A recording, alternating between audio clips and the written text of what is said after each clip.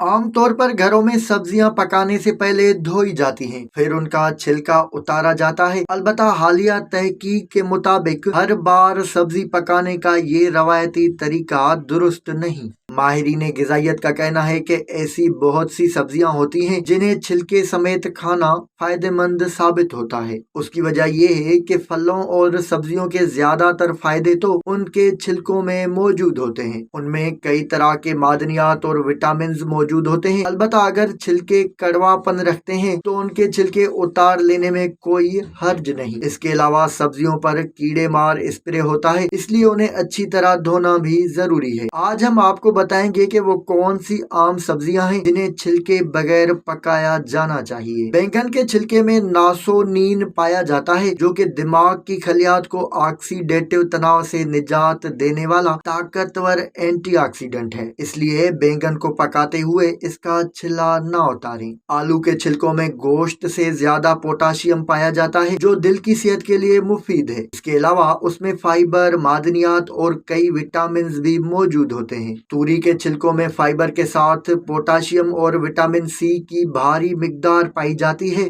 खीरे के छिलकों में खून जमने और हड्डियों की ताकत को बढ़ाने वाले विटामिन के अलावा सिलिका भी पाया जाता है, जिससे जिल्द, बाल और नाखून को ताकत मिलती है। गाजर के छिलकों में विटामिन B3 के अलावा फाइटोन्यूट्रिएंट्स, फाइबर और बीटा कैरोटीन भी पाया जाता है, जो हाजमे को बेहतर करने के अलावा बीनाई को तेज करता है।